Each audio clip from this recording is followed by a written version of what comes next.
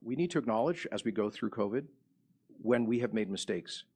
This government made, I think, a grave mistake in the spring when we made, frankly, I think a stupidly arbitrary distinction between essential and non-essential retail businesses that had the unintended consequence of allowing Walmarts and Costco's to sell darn near everything because they have a grocery section or they sell pharmaceuticals, while shutting down thousands and thousands of retail small and medium-sized businesses.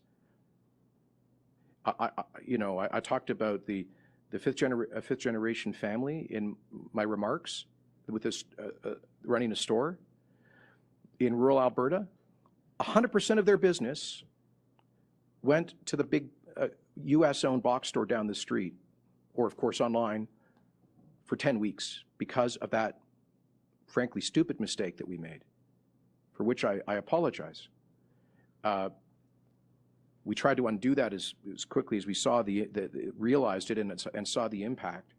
But we are not doing that now, unlike other provinces that have done that.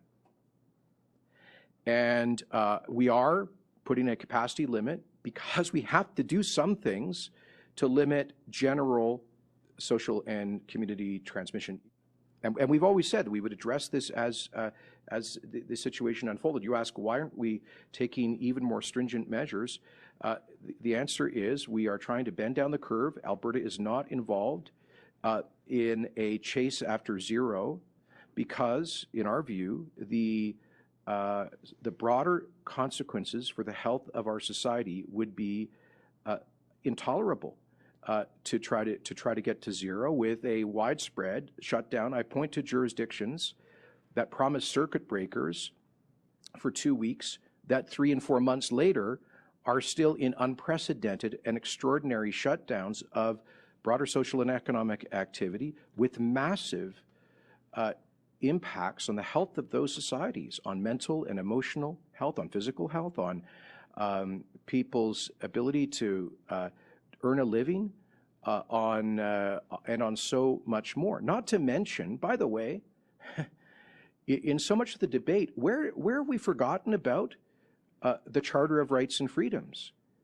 Since when should governments start with an impairment of fundamental charter-protected rights and freedoms rather than engage in such an impairment as a last and final resort? The charter jurisprudence is very clear about this, that if governments are to impair charter rights, it must be a minimal impairment to achieve a policy goal. So that too has informed our approach.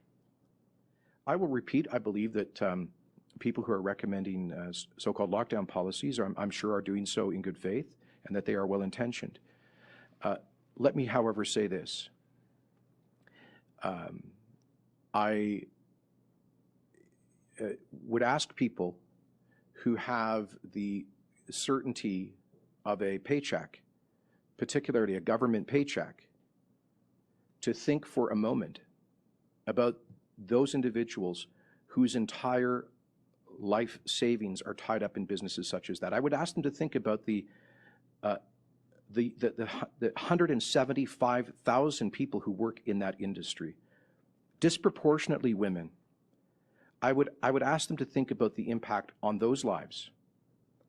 I would ask them to think about the data from the Canadian Federation of Independent Business and Restaurants Canada, which indicates that, based on surveys, as many as 40% of our 13,000 restaurants and hospitality businesses might not be able to survive a second shutdown. So I think for some, perhaps it's a little bit easy to say, just flick a switch, shut them down.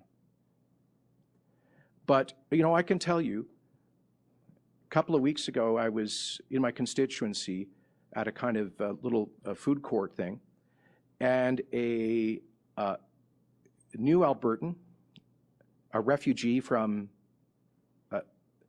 Venezuelan socialism, came up to me. She had just opened a little food kiosk.